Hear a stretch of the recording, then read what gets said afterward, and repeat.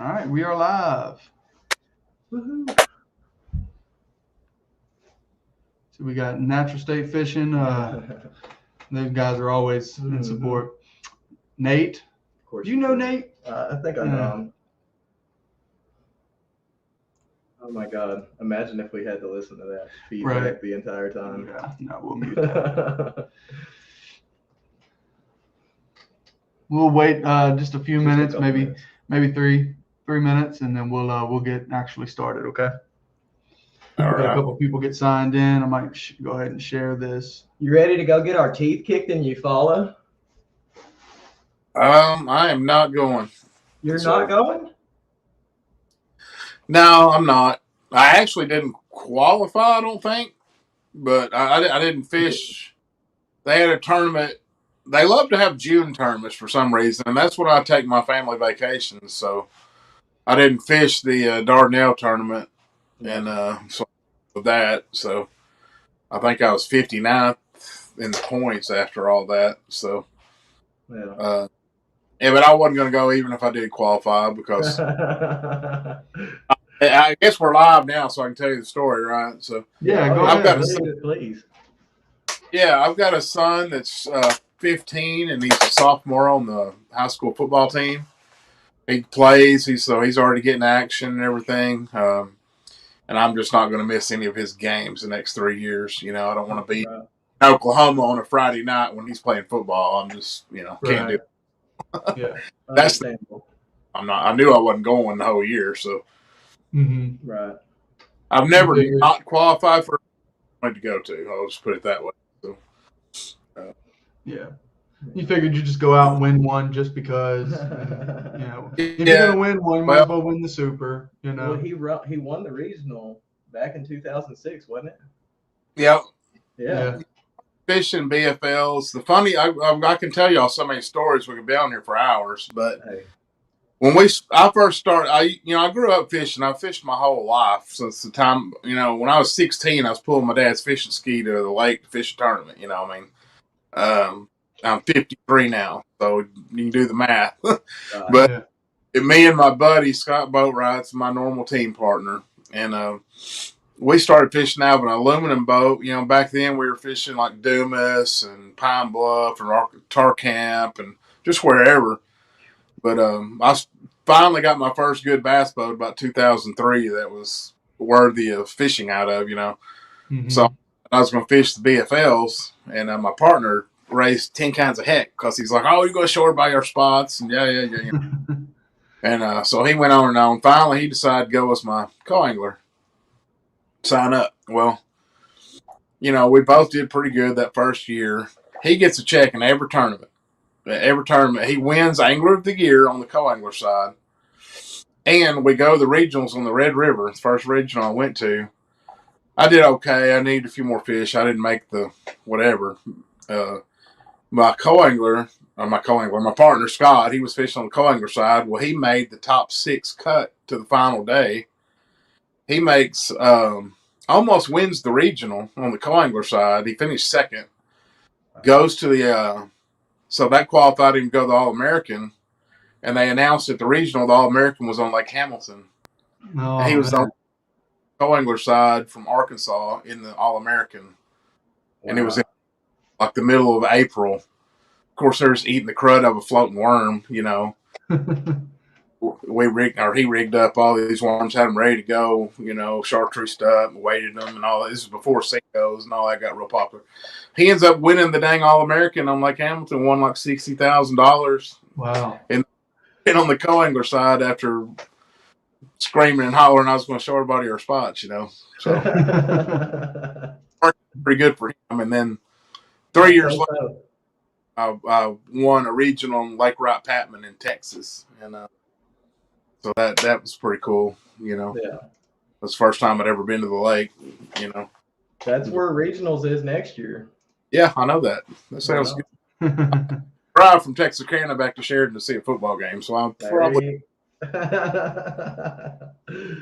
Yeah, Boatwright. That name is familiar. Is his son Bryce? Bryce Boatwright. That's his son. Yep. Yeah.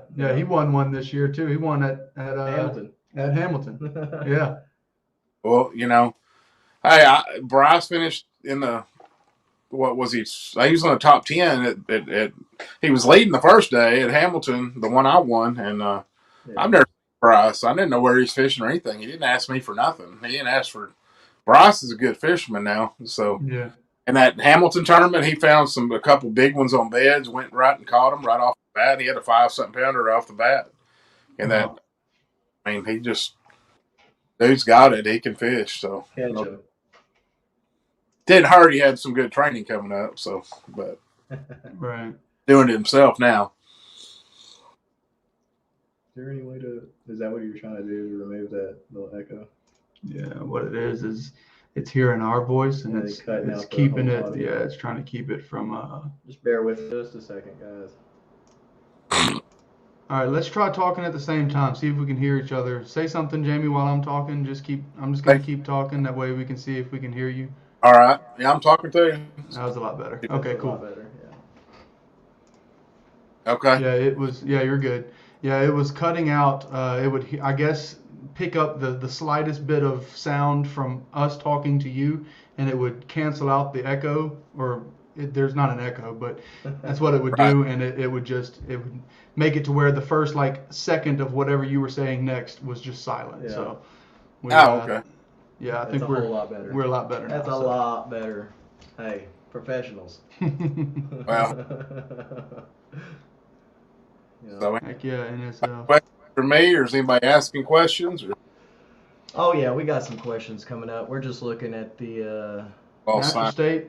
Natural State said, "Congrats on the win, Jamey." Mm-hmm. Yeah, they make some really good little hair jigs and bucktail jigs, and I mean, it looks like we can't talk about much right now. But there's going to be some good stuff coming from them. I've got a couple of little custom baits that I just kind of came up with and had them come up with it, and it's going to be pretty good. I'm excited to show people, but just not just yet. Not just yet. Not just yet. But yeah. So let's see. So yeah. Let's talk about your company, man. I mean, you're doing great with all that, it looks like. I mean, you got some really good lures out there that have had a lot of success. Well, I guess really I grew up, my dad, he used to make stuff, when I was a kid. He'd make his own spinner baits, and we put them nice Hildebrand blades. He made jigs, rubber jigs, and all that. So I kind of had a little history doing all that when I was growing up, spinner baits, so that just kind of, I would always tinkered around, made my own stuff, but it really kicked off when the A-rig craze started for me. Paul Weiss won that tournament. Nobody knew what Alabama rig was around here. It took about 2 or 3 days, and I finally saw a picture of it online, and I'm like, well, I can make that. And I took my spinnerbait mold and routed out the back. Already had all the spinnerbait stuff, so I just routed out the back and laid 5 wires in there, snap swivels on the end, and and an Alabama rig. So that went through. And I was selling like $30, $35 a whack back then because nobody could get one. Yeah. I had some guy, Mr. Bass Classic that year in North Arkansas, and I didn't go that year. And some of the guys about won on my junky A rig I was making at that time. Yeah. But that's awesome. All led to coming up with better wire, better components, better, let's do this better. And that's really where I Cody Kemp and me he had the Spinderella, and Spinderella. He was had 4 arms, and I didn't like a lead. I had the worst time with the lead head because it helicopter and snag your line and stuff. Right. So I didn't like it. I wanted plastic. So we went, we kind of worked together a little bit. He gave me some tips and whatnot. And so I ended up coming out with a 5-wire with the plastic heads, with the wire coming out the heads. And it's the best. There's a million A-rigs, okay? But my Widowmaker is the best. I'm sorry, it just is. And I mean, I'm sorry, it is. You can take the thing and throw it all day long, and it will not wrap your line. It doesn't roll over. It doesn't tangle up. You can double or triple, swing them in the boat, take the fish off, and just throw it back. You don't have to mess with the wires. You don't have to do nothing most of the time. Yeah. And the first run I made, from the factory, I went with a little bit lighter wire because, the lighter wire tends to pulsate when you, do this number with your rod. But the trade-off is some of the wires are going to, so you catch some fish, eventually the wire's going to wear out. Well, I'm trying to fix that problem. I got a batch of A-rig coming right now, and that I went with a little bit bigger head, a little bit beefier wire. And I had them heat tested. I had them strength tested. I had every test you could possibly do. These things are going to be pretty much indestructible, Nice. Tackle stores don't want to hear that, but hey, I'm trying to make the hey. Yeah. So also, I have a BFL rig coming, and it's going to have 5 wires, 5 blades, 3 live wires, and then 2 shorter arms. I went through the hole. Do I put a screw lock? Do I do this? Do I do that? The best thing to do after fishing, and I've done this so long, is go ahead and have the snaps on the short wires, the dummy wires. And what I do is I take jig heads and I just break the hook off where I got my jig head with a screw lock with no hook. It gives you the weight like 5-wire rig with no hook, to meet the guidelines for BFL or whatever. So I just weight it and like I'd normally fish it, and just don't have those 2 hooks. But the way I have it made, they're all going to hit those back ones anyway. So yeah, that's literally how I throw it. I throw little tiny heads on the top and little heavier heads on the bottom, and just take that hook and I'll just cut the tip off and curl it back into the body, so that way I can at least bend it back up and change out a bait if I need to. So I mean, I'm doing all and I was hand making all this stuff for years.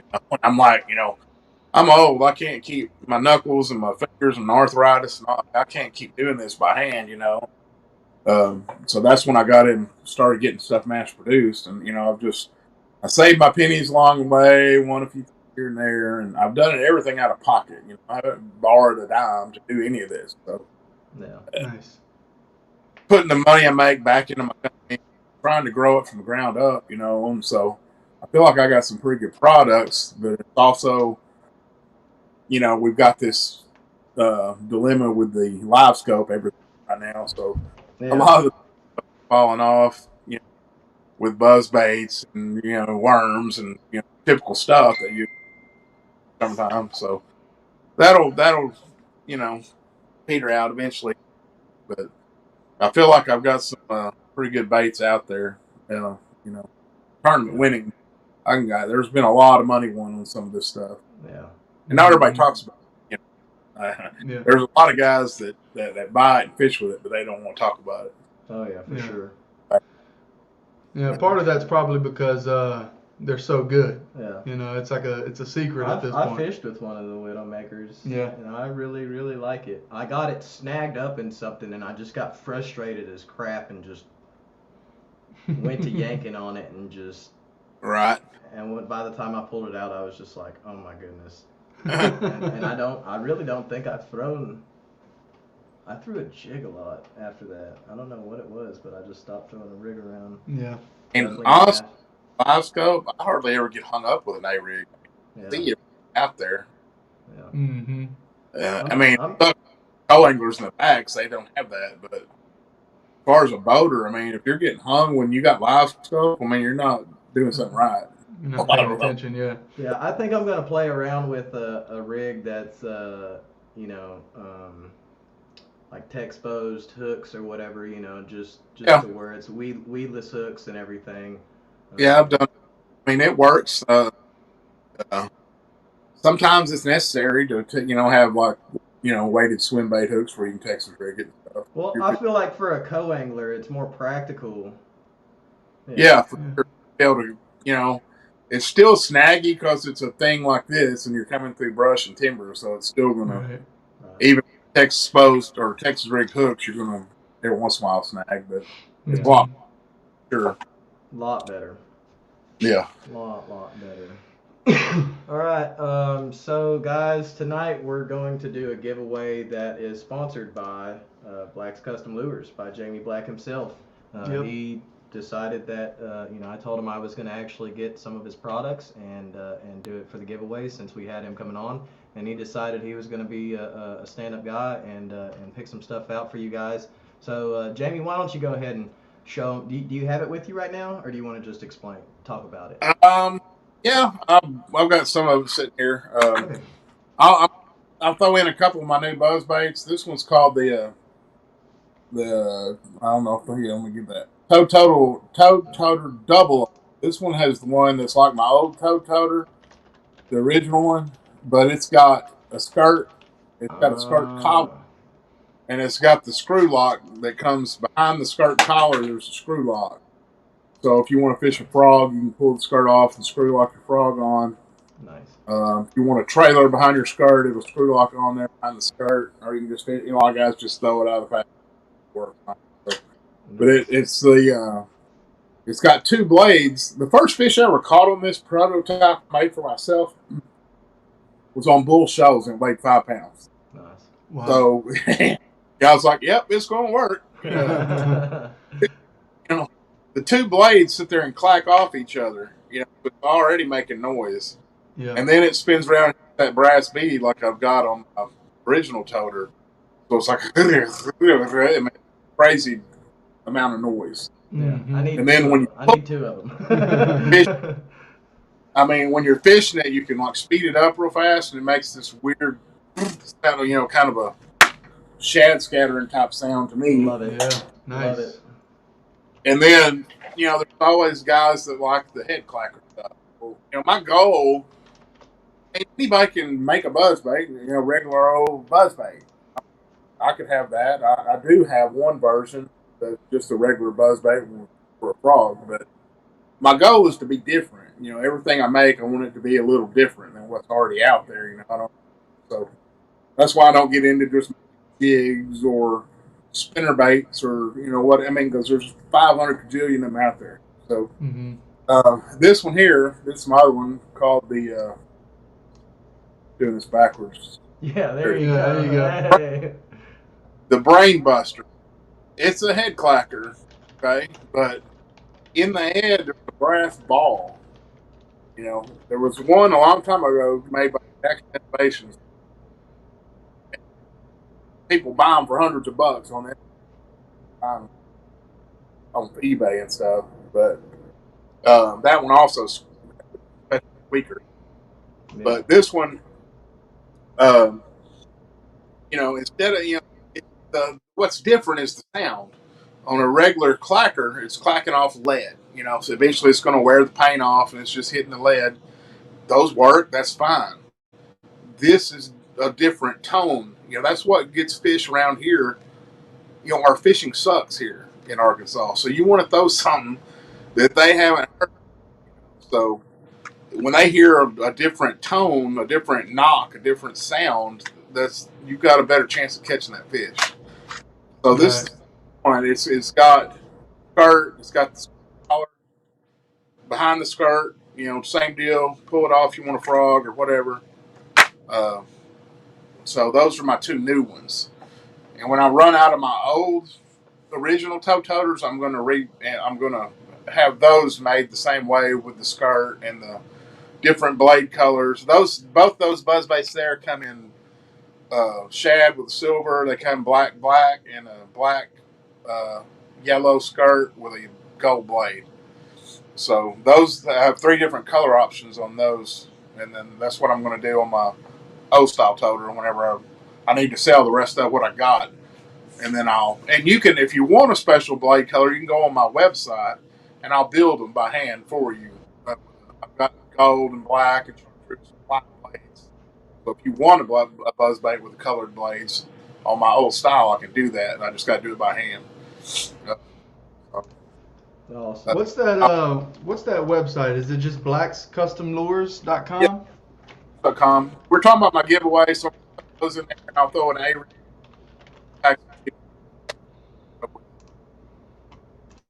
So is it? Hold on, we lost you. Yeah. Say what else is going to be included in your giveaway tonight? I'll throw a couple A-rigs and some jig heads to go with those buzz baits there. Awesome. Can't ask for more than that, man. I appreciate it so much. That's awesome, man. You know, for all you guys, I always do a discount on my website. If you put BFL 10, that'll give you a 10% discount. Just going online, and there's no tax. You know, so I mean, you can get stuff from me if you get it off my website a little cheaper. You know, so I'm not sure what else to say on that one. So, but yeah.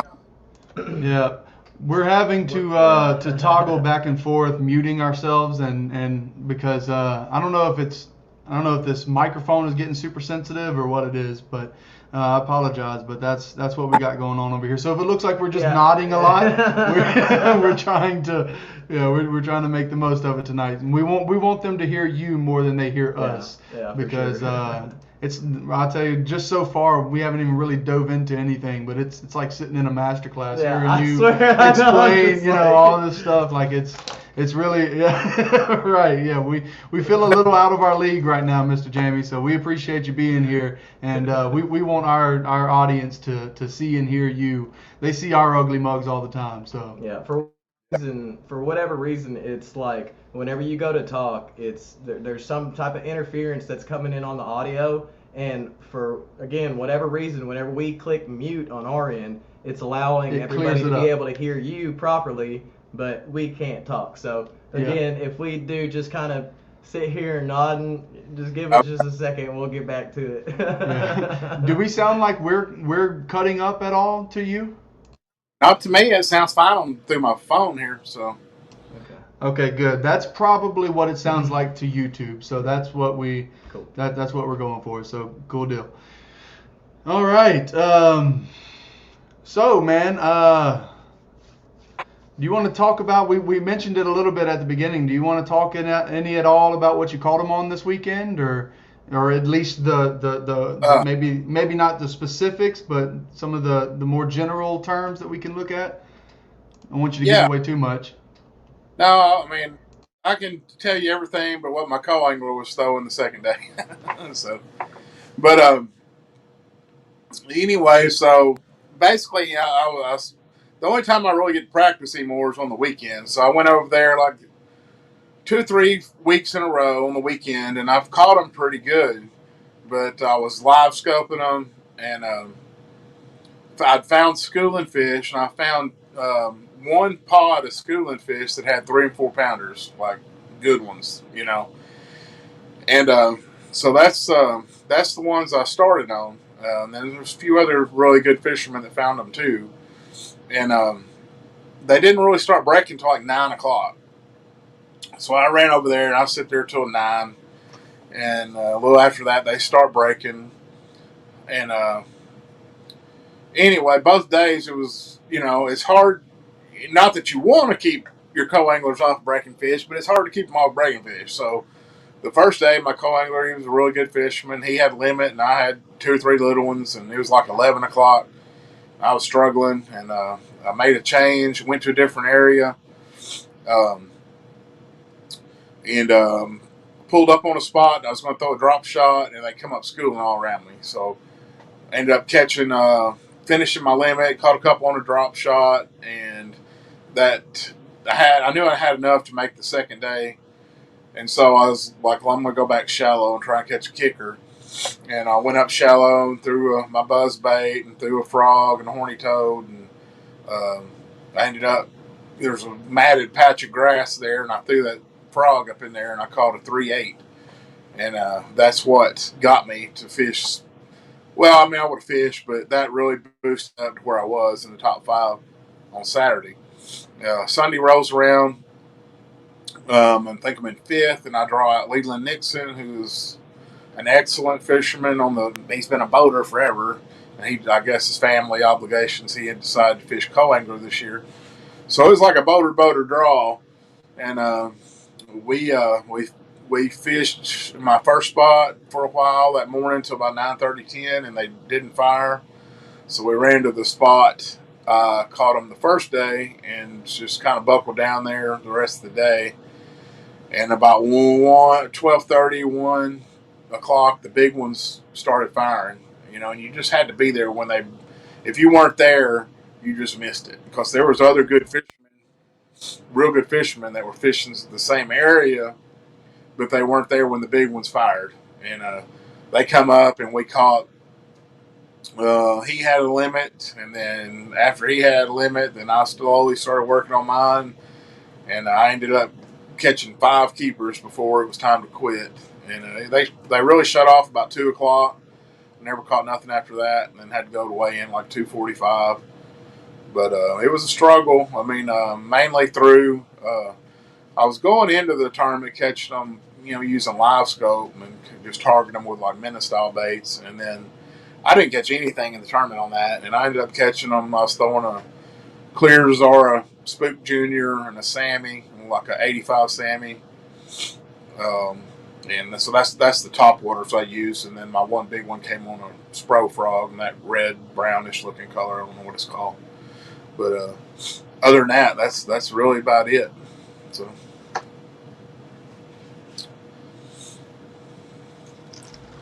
So that morning, day one, I was literally the boat next to you. Oh, so y'all can hear me when although you're muting, y'all can still hear what I'm saying. Oh, okay. Yeah, so you were next to me, huh? Yeah. I was next to you. We had went in there in that pocket, and Spencer was way out there, kind of on that little point or whatever. And I mean, we were literally. I was the closest boat to you that day, and shortly after that, we had one little chance whenever some came up out in the middle of that pocket, and the way that the boat was turned, like I barely got mine out there. And man, I hooked up with it, and it was every bit of a 3-pounder, and I got it all the way to the boat. And it was just the day before I had kind of, I was fishing with my buddy, and he was throwing a little Zara puppy, and I was like, I'm throwing a gunfish behind him, like the 100 size, whatever, the smaller size. And I did, like, whenever I practiced behind him, I caught like 8 pounds behind him or something like that, just casting at the schoolers or whatever. But I had one, got it all the way to the boat, and I guess that I thrown it on like 10-pound line and a spinning rod, because it's just all I had to throw that little Zara puppy, and like right at the boat, I guess the knot slipped or something, and I was just like, bye regionals. And I came in 47th, and they took down to 48th with a 0. Yeah. So that's 2 supers in a row. Yeah, my co-angler the first day was throwing a puppy, and they did like it. I had one, but I didn't mess with it. They're hard to throw unless, like you say, you're throwing yours on a spinning rod. And I really, going into that, I wasn't planning on throwing top waters just a ton, because I was catching them another way. But every weekend I went over there, those big ones were in the same. I had stop signs on my GPS for everywhere the big ones come up, and they were in like a little circle. It was always within probably a 50-yard circle where they come up, and they didn't do that at all. They were in a whole different spot in tournament day. So. Yeah, we came back to that spot, I think, 3 times that day. My boater was a real nice guy, had tons of time on Hamilton, but he just hadn't fished in a while and hadn't practiced, and they were just in a funk, you know what I mean? And it really kind of, it was. Guys that did that I was. Let me break it to you like this: I was leading angler of the year 2 years in a row going into Hamilton. And I bombed 2 years in a row over there, and it cost me Angler of the Year 2 times.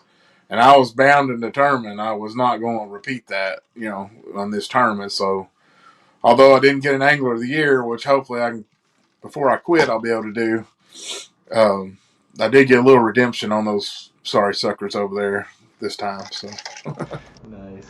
Yeah, I'm sure it feels even better winning on a lake like Hamilton. And going out putting together good bags on Hamilton probably feels even better than going somewhere like Nimrod where everybody's going to weigh in 20 pounds, and you weigh in 24 pounds and you win it. But I mean, how many? A bunch of people on the co-angler side zeroed, right? Because you said you had. Oh yeah, I mean, it was so from 58 down, zeroed. Wow. And it was I think it was right under 100 votes, 98, something like that. Yeah. Yeah. So it was a third of the field practically zeroed. So I mean, brutal over there. It's worse. It goes on. Tournament week, it gets worse because all the pressure. It happened to me 2 times in a row, and I was like, forget this. I'm not even going to attempt to repeat what I did the 2 years prior. So if I was going to die offshore. So at a certain point on Saturday, did you kind of feel like you had the winning fish, or was it still in the back of your head, this is going to be the third time I'm going into Hamilton, getting my teeth kicked in? What was that like? At about midday Saturday, I was ready to throw all my crap in the lake and quit, man. It was terrible. I mean, I was down 10 pounds to like 3.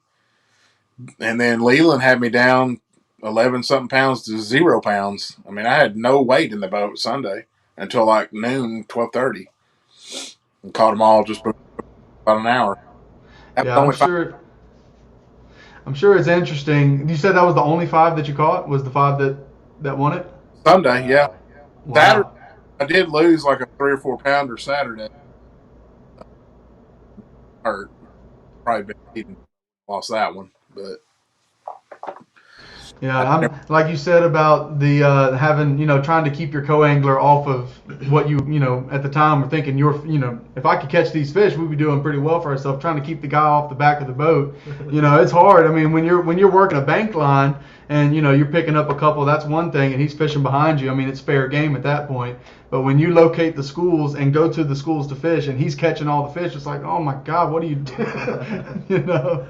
I mean, if I wasn't so old, I'd have probably spun out. I was a little spun out, but I'm like, I'll catch them eventually. I know although. I mean, it was just so crazy. It's like they'd come up breaking 500 yards ahead of me, or they'd right behind the motor. There's one, you throw there and catch it. And I'm like, that's just how it went. It's just, when it's your time to win, you're going to win. There's nothing that your motor can fall off your boat and you're going to win. I mean, it's just the way it is. Yeah. I know. I literally had that one. I had that one opportunity there, and then besides that, I mean, like I had 2 boils after I just barely I made it. Here's the school. I made it like that far away from it, and something kind of bulled right there. That was about the most action that I got, other than tail flicker and getting away. Just enough to make me feel like something was actually going to come bite it, and then nothing ever did. Yeah. It was a little tough, man. I mean, and honestly, like at that point, I was just like, oh well, I guess I'll be able to spend some more time at home or at work or whatever, taking care of other stuff instead of going to Eufaula and wanting to kill myself by the end of it. Yeah. So what is it like to win, man? What's it Hang on like one second. Oh. Yeah, plug your phone My in. phone. Oh, here, let me see if I can plug it in. Oops. Uh-oh. We don't want to lose you, that's for sure. I think I got it, maybe. They put.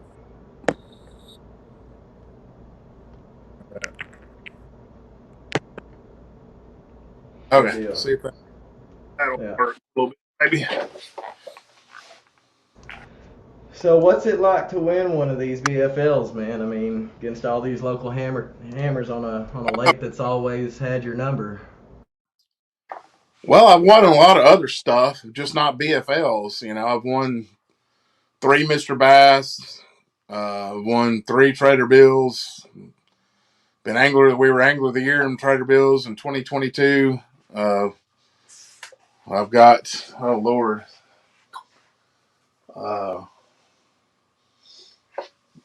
just a bunch of stuff. I mean, if you look at my profile on FLW, I've got umpteen. I like the Hamilton Super Tournament. I've been in the top 5 3 or 4 times, and it's just I finished 5th. I think I've got 3 5ths in that tournament. It's just, but it's changed. It's I've been fishing Hamilton a long time, man. I'm 53, and I've been fishing it before the Hamilton, when the hatchery boat ramp was freaking gravel, and there was like that old little ramp that's off to the side. That's all there was, you know.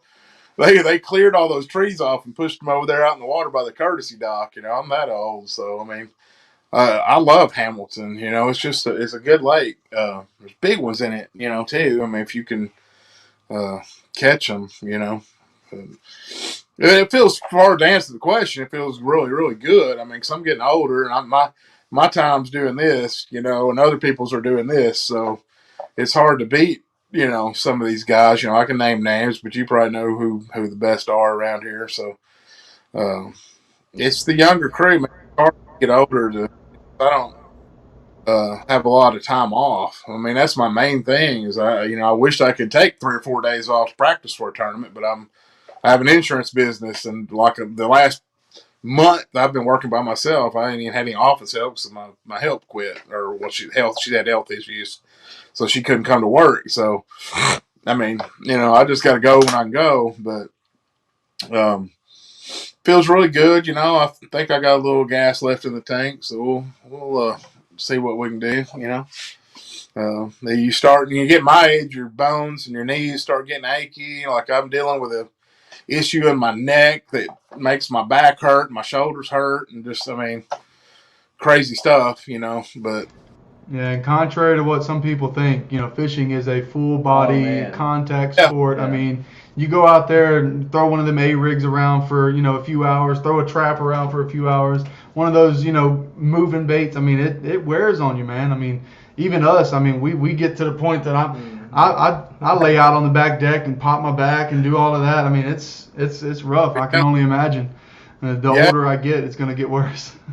In winter, you got 30 pounds of clothes on, and you know, and it's cold, and yeah, everything. Man, it's a lot harder when you're wearing all that stuff. But Yeah, and then when it's like you said, it's so cold. It's like you can only take off so much, and then you get days where it's raining and cold, and then you've got your rain suit on top of it, and everything else, and it's just like you're walking around like the Tin Man, and it's terrible. right, I mean, really, as you know, I've seen like what the lakes change, you know, over the years so many times. You know, at least 2 or 3 different times, like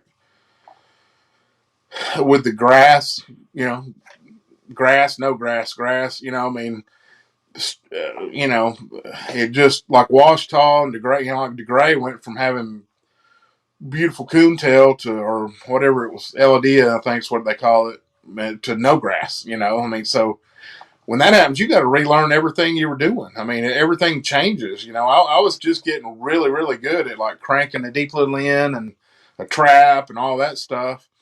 And then we went, you know, I went for a few years there thinking, man, you got to throw a trap in grass. Well, no, I was getting my butt kicked. People throwing traps up on the bank in the dirt. You know, I'm like, well, geez, okay. You know, so just stuff like that, you know, the more when you're a young fisherman, you're just going out there figuring out the fish right then. But when you're 50, then you're like, well, 20 years ago, I went over here and did, you know, so you got to fight that battle in your head all the time about memories and places and all that. And you just really, you have to have time to stay on top of the fish and what's happening like right now today. You know, those are the people that win and do good, you know. Mm-hmm. Yeah, it's I put in a lot of time right now. I put in a lot of time this year, especially really. I own my own business. I build fences out here in Hot Springs Village, and I've I've got a lot of time, you know, in between jobs, and spend a lot of it at the lake. Yeah. I mean, I've often thought of my career choice. I mean, I'm like, there's got to be ways to get more days off. You know, trust me. So yeah, and I'm I sure would, that's part of the idea with. I would definitely take advantage of it if I could. Yeah. Mm-hmm. We Natural State Fishing said he talked to a guy that fished against you and said you're a go all in or nothing type of fisherman. Would you agree with that? Yeah, yeah. I mean, that's you can pretty much define the Hamilton as that. I mean, I was either going to do good or I was going to go down in flames. So I mean, that was I wasn't going to do, what burned me the last 2 years. Last year I went over there the week before the BFL and caught 15 pounds on my buzzbait in a little hat tournament. Blew the doors off. I'm like, oh, this will be just do this next weekend. Well, after 100 boats gets through beating it up all week, and no, you can't do that next weekend. So, it's hard to not do that. I mean, I've put out videos. I've got, if you, I've got video proof. I don't just say these things. So, I don't know, man. It's one of them deals. I mean, yeah, I do. I mean, at this point, I'm trying to win, and it does burn me occasionally. I'm trying to do things that win. Whether that's throwing an A rig or get a limit on A rig, then go throw a big trap or something. I'm like I've got enough experience where I know where most tournaments are going to be won in the area of the lake or the technique, and I try to concentrate on that. I don't worry about, I'm going to run up the river and get 6 or 7 pounds, and then, I mean, there's no point in that for me. I mean, if you're trying to get points and go to these regionals, and I'm not worried about my points really. I mean, once you get there and you'd have, like, now what year was it? 21. I had the first 3 tournaments in 2021. I finished second, third, and fourth. I missed $14,000 worth of Phoenix money by like a pound combined in those 2 tournaments. Chris Darby beat me at Washita by like 9 ounces, and then a couple, it was like less than a pound on Hamilton. And, just stuff like that. But I was leading angler of the year, obviously, up until I had a bad tournament, I think, in the 4th tournament or so tournament. And then Hamilton rolls around and I bombed. And I'm like, well, God, I had the angler of the year sewed up. If I would have just been, if I would have done what I did this year, last year, I would have won angler of the year going away. It wouldn't even been close, but. Yeah, I hear James say it all the time when he's coming up on another BFL. If I can just catch one fish, I'm going to the next. I know I'll do good in points, and just not crap the bed. I'll be doing pretty okay, because a lot of people end up either not practicing, not becoming familiar with the lake, and just go out there and not catch them, or like in your situation, or I mean, it happens all the time. It happens to us almost on a regular basis, where we'll go out, have something figured out, and then come back around the next week and it's different, for whatever. I tell you, most of the times when I've won, it has been when I really didn't expect to win. And just like this last tournament, I didn't catch a dang fish doing what I thought I was going to do. Top waters, I mean, sure, they're going to break and you're going to throw top water, but I had another little deal going that I thought that was going to be the main deal. And I had them live, on live scope. They would run right up to it and then turn away, or you'd feel them peck it and they wouldn't eat it. I bet I had 100+ fish Saturday and Sunday not eating my bait. Like, it'd drive you crazy, So I don't know. I mean, this Mr. Bass trophy I got back here, that was on Lake Washita. I also play music. I don't know if you guys know that. I've been a musician my whole life. We had a gig in Fayetteville the night before that tournament. So I went to Fayetteville and it was snowed. I drove all the way from Fayetteville back to Hot Springs at like 1 in the damn morning. I didn't even sleep. Got in the boat, went fishing, hadn't practiced, nothing. And win Mr. Bass Arkansas on Lake Washita. You have times like that, it almost makes you want to stop practicing and just go out there and just. So, I look at it like that, I'm like, well, you can over practice, you can get too much stuff going on. And really, it's all about the day. You got to figure out, you could caught them Friday, but that don't mean you're going to catch them Saturday. You know what I mean? So you got to figure out, and I'm not the best at it. I get a little hard headed and I don't want, change baits enough. There's people like Spencer Sheffield that's, I think the kid that's half fish, he just, everything he does is right. I'm like, well, I've screwed up today, but, But sometimes you just if you're going to win and be consistent winning, you've got to figure out what's happening that day you're on the water. Because Friday it might have been cloudy, but tournament day it's rainy and the wind's blowing. You can't do the same thing. It's not going to work. You got to figure out what's day on the water. For sure. Make those adjustments like you did this past weekend. You made those adjustments and it paid out in your favor. So that's a perfect example of that. Yeah. And another thing too, even if it is the same conditions, I mean, if you have, like for example, this whole week has been, pretty much hot and sunny just about. And going into Saturday, it'll be hot and sunny again.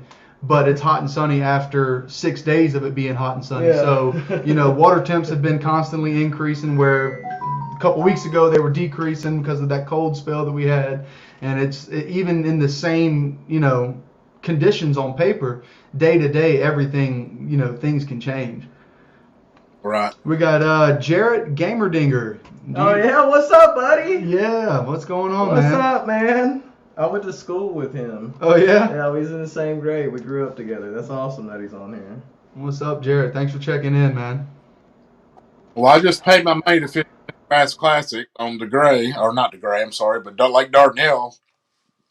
And same deal. I had to shut my office down, and I just went up there Wednesday just to look around, and I didn't really catch much of anything. So I'm trying to, it's a bad feeling sometimes when you're, you're going into these and you're like, well, I only got to beat the best in the state on Lake Dardanelle in their home pond with no practice and no idea what the hell's going on. So, but I've been there before. I was leading a Mr. Bass Classic. I've almost won Mr. Bass Classic 3 times. I mean, this close to 3 range. That was back when I used to give away Ranger bows in the Classic. Well, one time was on Dardanelle. I was leading after the first day. I had like 16 pounds in the same type fall, crappy conditions, And they ended up, conditions changed a little bit. I didn't make good enough adjustments. And that was back when it was a 15-inch slot instead of 14 like it is now on the river. So it was a little tougher to catch 50 keepers. And the second day I only had 3. And I finished 3rd to Zach King. He won. Great fisherman up there. Great guy. Love him to death. And then Jerry Williams, he was 2nd. Of course, he's a local legend up there. And I finished 3rd by like 9 ounces. He was physically ill. I had one more 15 fish, and I'm walking away with a Ranger boat. But didn't get it done. So. Man, those are those those are those moments where you try to look for the lesson, and man, it's so hard. Yeah, I don't even know how.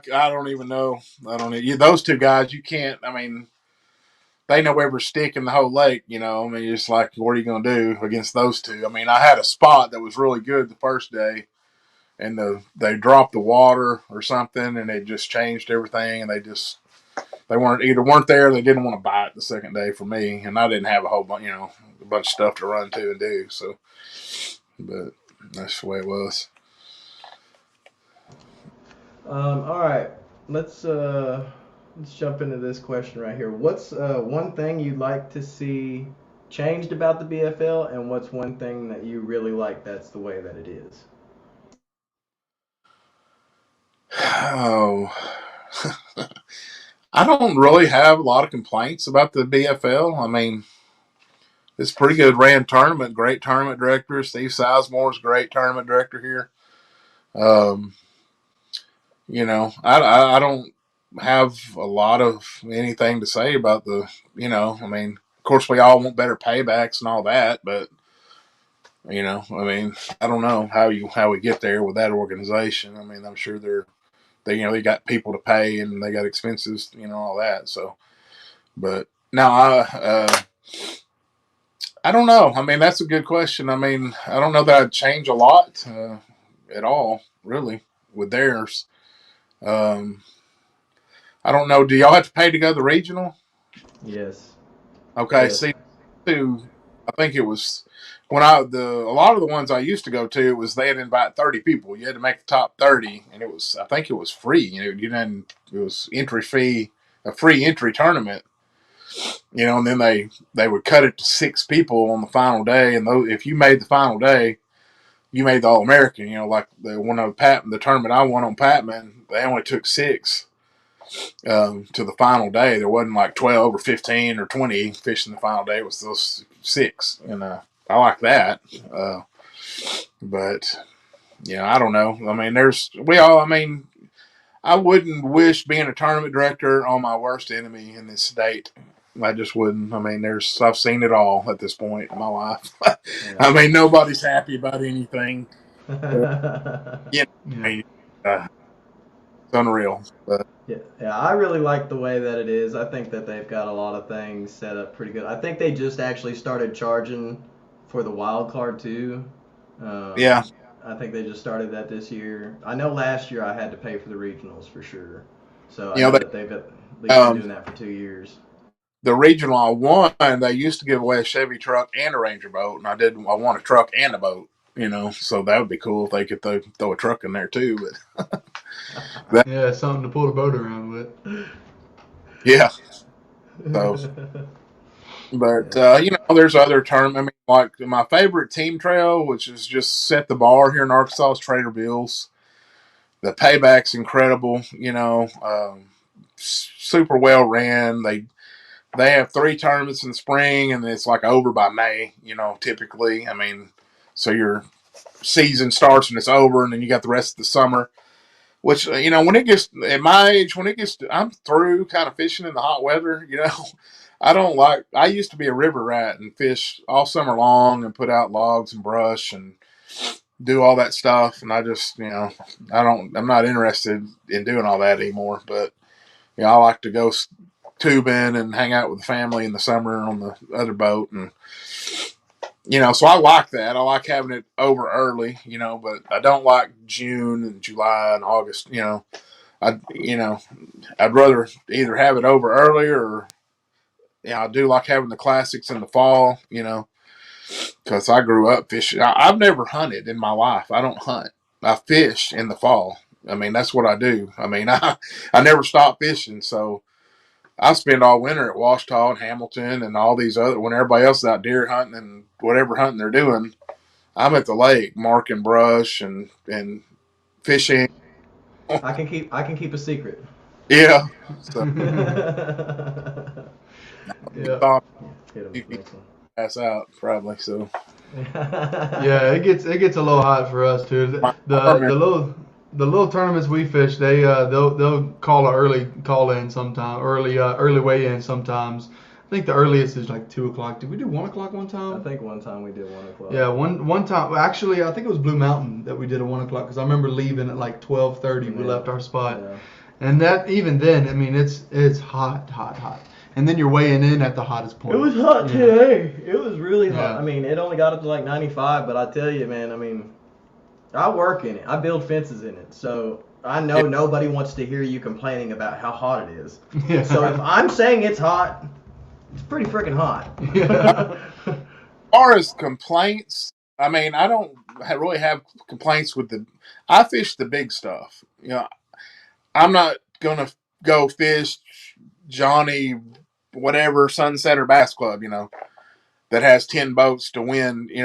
For one, the entry fee may be $40. Well, you still got to drive to the lake. So you're putting 40, 50, 60, $80 in your truck. You got to put gas in your boat. You're spending a couple, $300 just to go fish this tournament where you might not even win 300 back. That's my complaint in Arkansas is we've got too many small tournaments, and they have them all summer long, post spawn. We're catching these fish and killing them. I used to fish night tournaments, but they were on the Arkansas River and they were over like at 9. And I don't think I could count the dead fish on one hand in 15, 20 years.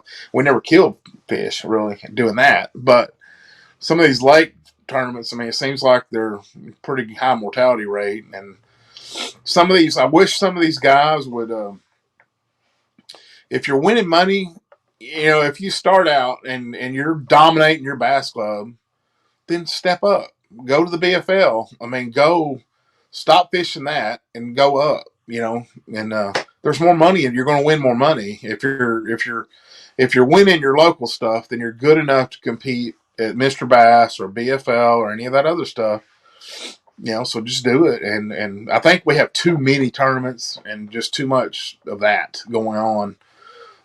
It's like the people that fish the river, they don't want to fish the lakes. And the people that fish the lakes, they don't want to fish the river. We don't even have a river tournament trail anymore that I know of, because it just, the people that fish like Dumas, they won't go to Redfield, or the people, you know what I mean? People that like Little Rock, they won't go to Dumas. It's really localized, our group of fishermen. And so it's hard to have nice things, I guess. You know what I mean? You got to have a big trail and pay back the money. You got to get everybody to show up and get the numbers up. And we got too many smaller things robbing the numbers. Need to get a handle on that. I mean, probably never will, but that's my opinion. Yeah, it's hard. Like you said, it's hard to get a handle on that. It's almost like it needs to be like a regulation or something that is at a state or a government level, and we don't, at the same time, that's not what we want. We don't want government, stepping in and telling us what we can and can't do.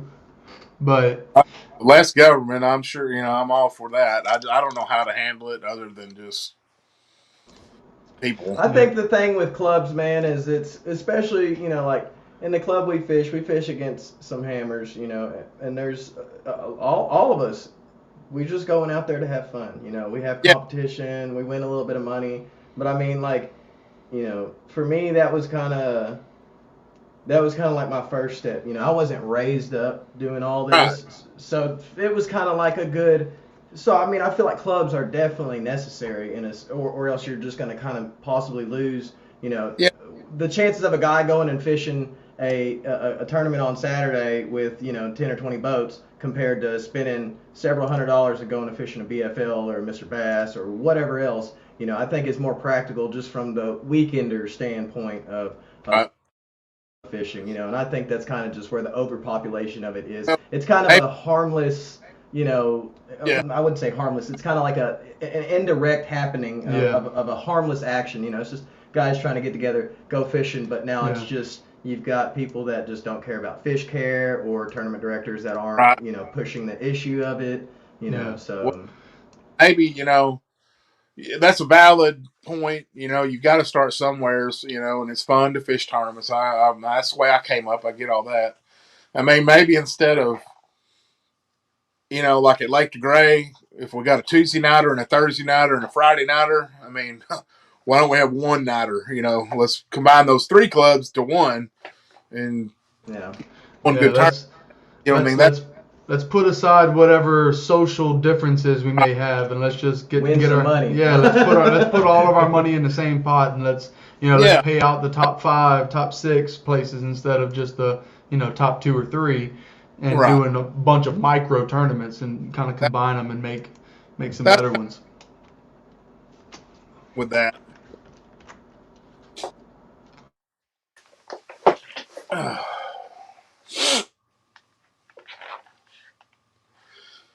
But. All right, so what are you looking for this time of the year as the fish are transitioning? What bait and what are you looking for, just in general? I mean, what kind of lakes are we talking about? Say, let's just say Washita, for example. Sure, we're Washita bass, and let's go with Washita. Well, I've been around long enough. I mean, usually a fall pattern is running the creeks. Shad migrate back in the creeks. That's just a typical thing fish do. But what's crazy with one of the things that I've seen doing this so long, like I used to do, that was one of my things. Everything's silted in so bad. It's really insane to me because I've seen it when it wasn't. It was like you could go in the back of the South Fork River and there was a freaking sharp ledge when a stump with root wads hanging over the edge of the ledge, and you can go up there in the fall and flip it with a jig or whatever. Man, now it's just like mud, and you'll see the top of the stump or something. I mean, it's so weird. Everything's gotten silted in over time, so some of that stuff's not as good as it used to be. But I would run coves. Right now I would run. If I was just fishing, I would run the back of stuff. Throwing top waters and traps and things like that. And if I was trying to win a tournament, I would take 1.5 ounce jig and go punch the grass. And that's one of those hero or zero deals. So you get on it, yeah, you can win. That's how you'd win. But catching far as numbers, I'd run creeks and stuff and try that. And there's probably some schooling fish, and you can take a drop shot on brush and do all that and right now and catch fish too. Catch a lot of. One thing people do need to do, I'm kind of on my soapbox tonight, I guess, but take home some little Kentucky bass and eat their ass. Eat them. Too many. Yeah, I mean, way too many. I don't like seeing people catch 3 and 4 pounder largemouth and knocking the sides off and eating those, but if you want to take home some 12-inch largemouth or little Kentuckys and stuff, I mean, we're not doing that anymore. As we just throw everything back, and I'm guilty of it. I mean, I'm horrible about it because I'll go in the fall and it's either a bucket of 4-pounders or nothing. Yeah. Well, crappie, and that's what I load the freezer with is crappie, and then in the summer I'll catch brim, and I never do keep bass, but people should. That would help our lakes a little bit, keeping some small bass. Yeah. I'm big. I love eating bass, and I grew up just eating whatever we catch. I mean, if it's a catfish or alligator gar or whatever, if you put enough seasoning in it and bread it up the right way and all of that, I mean, anything can taste good. But I love eating bass, and especially for that reason, for the idea of conservation, because like you said, a lot of people just are so used to just throwing them back, and the idea of let it go, let it grow only works for a certain size fish. If you're catching 10-inch, 12-inch fish all day, the odds of that fish getting to a bigger fish is a lot less likely than you catch a 3.5, 4-pounder. That one getting to a 5, 6, 7-pound, class of fish is a lot more likely than that 10 or 12 incher, and because there's just so many more of those 10 or 12 inchers. And even really Kentuckys. I mean, the Kentuckys have gotten out of control. Little Kentuckys, so it would help to keep some of those for sure. Yeah, them little Kentuckys, they and I mean, and when you do keep them too, the thing is, like whenever I clean them, you can tell that it's unhealthy. You can tell they've got like little sores on them. They're just overpopulated, and they're all competing for the same bait, and there's only so much bait that's there, especially when there's not very many things that eat a bass once he gets to about 12 inches. There's not very much, but maybe big old Gaspergoo or big, no, not even a Gaspergoo, big Gouillon, big flathead catfish, something like that. They might swallow one here or there, but we as fishermen, it's kind of our responsibility to have that conservation in mind at all times. I mean, even if you don't want to keep them and clean them yourself, if you bring in 10, I think the limit for Kentuckys are 16 that you can keep on Lake Ouachita. If you bring in 10, however many you bring in a limit of bass and you don't feel like cleaning them, there's probably somebody sitting at the bank that hadn't hardly caught anything that'll take them, or at least take half of them or whatever, I mean, there's people out there that Pawpaw's sitting on the bank with a bucket. Oh yeah, Pawpaw's on the bank with a bucket and a jitterbug. We ran into him twice. I swear to God, on Blue Mountain. On Blue Mountain, dude. Yeah. Hey, both our tournaments, Pawpaw was on the spot. Hey, we beat him the second time though. Yeah. Last time he was there and he said, "Yeah, I just caught about a 4 pounder." Yeah, he held him up. Pulls it out of the truck bed. It's just covered in dirt, and we're just like, Oh my God! Yeah, when I caught it on a jitterbug. Caught it on a jitterbug. Yeah, when I saw him, the way he put it over into, I don't remember if he put it in the bucket. He might have just threw it straight into the bed of his truck. I think it was just laying in I'm the like, bed. that's got to be a big old catfish. And then we get close to him, he's like, yeah, caught your fish. I'm like, thanks. Yeah. Thanks. This year we pulled up. And we was there early. We barely beat him. We barely beat him. Hey, I mean, Man. we're like bomb casting worms. I mean, like as soon as he comes up there, I'm like touching the bank with my lure just to let him know, like. Yeah. We even said it to him. And we sat there and talked to him for Yeah. a second or whatever, you know. And he was really cool, really great, nice guy or whatever. And we sat there and talked to him for a minute. We sat there, worked that whole corner. We beat the piss out of it, and then we said, all right, you can have it. Yeah, you can have it. Yeah, it was crazy. Our timing on this tournament was literally like we pulled up and we're getting ready to make our first cast, and he was like backing up. I'm trying to like hurry up, undo my rods, and start like claiming my casting space. And he's like, no way, that's the same guy. Yeah. I'm like, I'm pretty sure it's the same guy as last year. Same truck, everything. Yeah. It was hilarious, man. And what was really wild is he hadn't been out there for weeks. Yeah, he said, this is my first time being out here in almost a month, you know. And it just so happened the day that we were doing our tournament. Day. Yeah. And but I mean, you can't blame him. I mean, it was at a boat launch way up in the river. So I mean,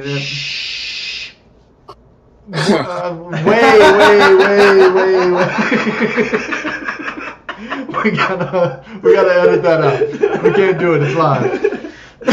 Oh man, it's all right. Hey, it wasn't like it ain't that big of a secret. I mean, I'm pretty sure people know it. Every Sunday night, they're gonna see it in the video. Oh yeah, it's not gonna matter. So we're gonna go find more fish anyways next year. I don't got 20 years worth of knowledge. I've got to go find them like every time we find them. It's new. I've got to go find. I ain't got nothing to think about. I just run bank. A lot of times I've just been going out with my trolling motor, and I haven't had a motor on my boat. Just go with that trolling motor and literally just run whatever bank's available. Like I can't work a portion of it, you know, and I'll end up working through the bank, and I'll be damned if I don't figure something out that I wasn't trying to look for because I was thinking that I knew what they wanted, you know.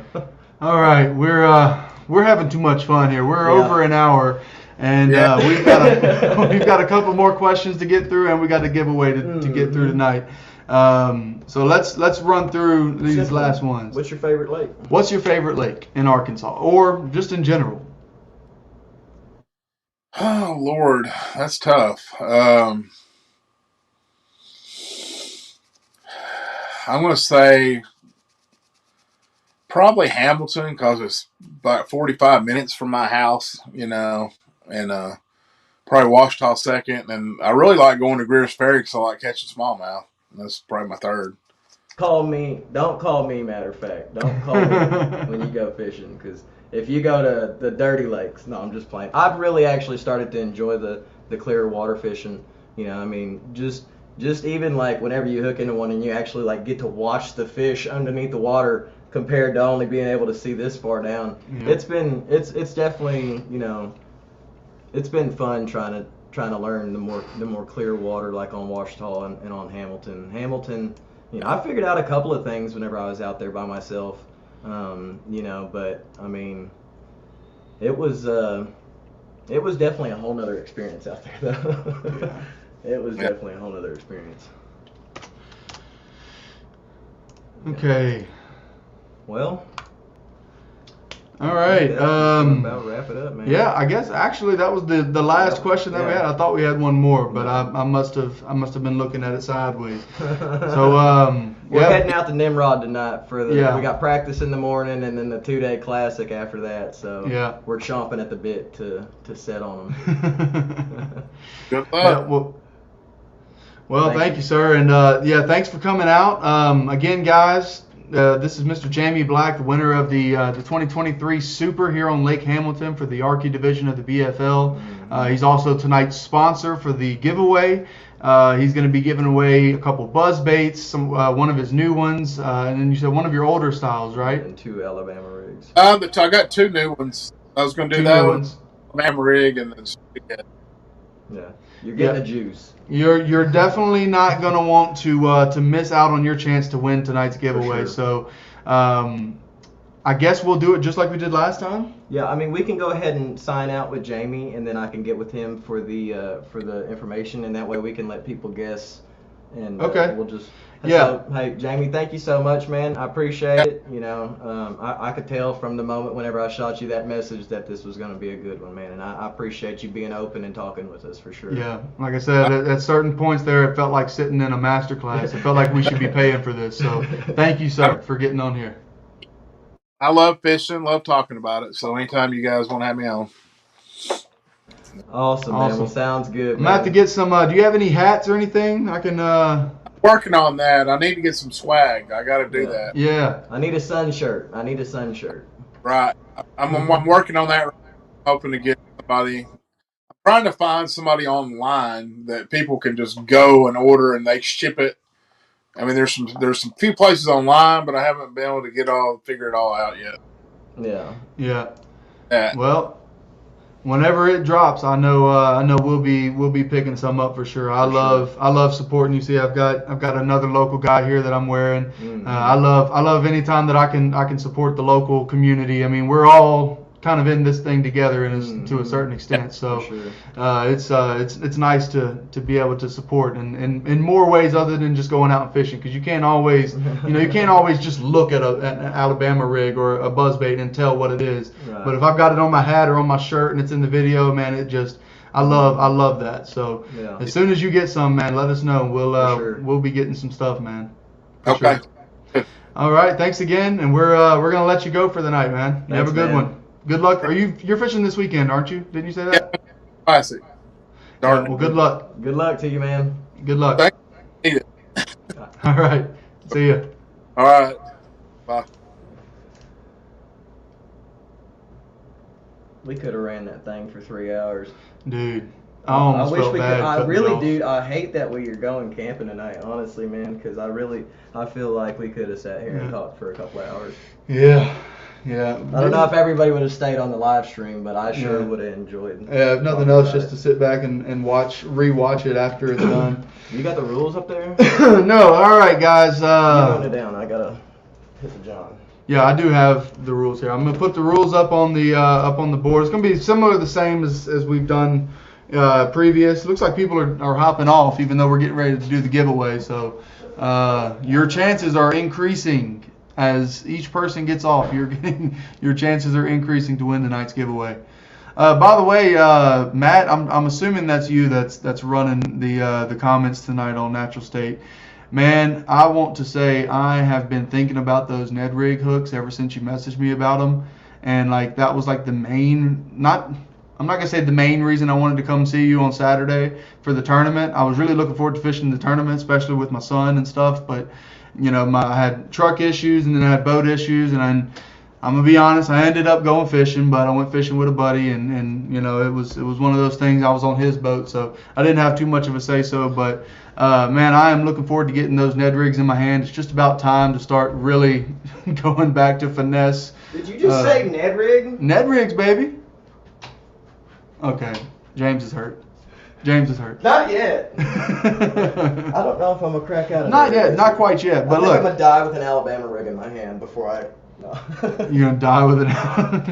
Yeah, I've rewatched the Momel video not too long ago, and it made me think about some Ned rigs. Yeah. I'm like, man, I need to buy an extra spinning rod setup that way I can keep it just keep up it on Ned rig. just all the time, just in case. Just got that little deuce. No, shooting docks with it, dude. Well, all right, guys. I know that we don't have many people in here watch right now, but anybody that does watch it in the future, if you've been wondering what's going on, why you haven't seen much from us, we've really just honestly been busy with life. Maybe had a little bit of a, just stall out and wanting to make the videos. I've had a lot of really good stuff too that I haven't want to let out until after this weekend. So there will be some new stuff coming out here soon. Yeah. Part of it's been by design. Part of it's been just because I needed a break. Yeah. I needed a break. We've been. I started back in November and making, 3 to 7 videos a week. Mm-hmm. It'll wear you out. Yeah. Even the ones that are already on your phone, just dealing with the. I'm cold. Yeah. Even just dealing with the editing software within like Instagram and Facebook and stuff, it'll wear you out when you make a few videos and you lose all the progress. It kind of kills the motivation. Definitely. I think maybe we start looking into, doing some other live streams that are just kind of like how Jimmy does it. I like he's got the swag going on over there. I'm not trying to like copy his stuff or anything, but just like interviewing like people that just aren't BFL related, Yeah. We've got some stuff that we've been thinking about for a while, and Mark wants to do some fun videos. He's been talking about it forever, so yeah. I imagine he wants to do some of those too. Yeah. I do too. The tournament stuff can be time consuming. Very time consuming. You can't just decide like, oh, I'm gonna go do this or whatever. Yeah. So. Well, anyways, did you run the rules down? All right, tonight's rules, same as before, right? That's the number? Yep. All right, let's see. How long do we want to let it run for? It's 7:15 right now. You want to let it run for just 3 minutes? Yeah, 7:15, yeah. Okay, guys, get ready for tonight's giveaway. Guess 1 through 20. First one to guess the correct number will be the winner. Starting now. Go, go, go, go, go. We have the number written down. First one to guess the correct number. You can guess as many times as you want. And it's not a whoever gets closest. You have to hit it on the head. And if we have nobody that won it by 7, what did I say, 3 minutes? Like 7:19. Them two battling it out. Hey, if it's only going to be two people, I'm glad it's them two. Yeah. That's all right. We didn't really pump this video out, no. We didn't hardly. I mean, we made like a post. It wasn't really confirmed until Monday or Tuesday. Yeah, but I mean, normally I would have put out a couple of video. You'd have put out a video, and we just kind of been. Yeah, I had class this week, and yeah, it's been a busy work week. Y'all guys better keep going. Come on, neither one of y'all did it yet. Hold on. Wait, one of them got it. Yep. We're gonna go ahead and call it. All right, Nate. You get it, buddy. You get it again, bro. I need you to do some live streams so I can win some of your giveaways. Cause that's 2, huh? Is that 2? I think it's 2. Oh yeah, no, he won one, and then the first one, and then Caleb won one. I sent one out to another customer. Yeah, and then we had a random Mark Tomlinson. Yeah, won Mark the last Tomlinson. one. Yeah. Yep. So congratulations to Nate, aka Nathaniel, aka our camping buddy for this weekend. Yeah. Nate, pack your bags, buddy. We're on the way, son. We're on the way. We're gone, guys. Bye. See y'all. Going to Nimrod. Yeah, Overcup video is done. We just need to do music and stuff, and it will be out to you guys. So y'all stay tuned for that. Blue Mountain. And Blue Mountain is going to be right after that, and then we're going to have what is it? Nimrod. And then we got a little Nimrod. And then the river, and then the championship tournament. We're behind. And I'm just gonna say this: I ain't doing a 30-minute video for one fish again, because Overcup was one fish, and it's a 30-minute video. I ain't doing it for the river. Yeah, but I mean, like, I ain't doing it for the river. The video is still the practice, right? And we caught fish in the practice. And it's not just one fish. What do you mean I clapped them on a whopper plopper? Yeah, I mean, but it's not 15 minutes of clapping. Right. Yeah. Fair enough. But it's But yeah, so I think the river video is going to be a lot shorter. We'll put it out to put it out. But we've got some entertaining stuff to get to. So y'all stick with us, and we'll see you on the next one. Mm-hmm.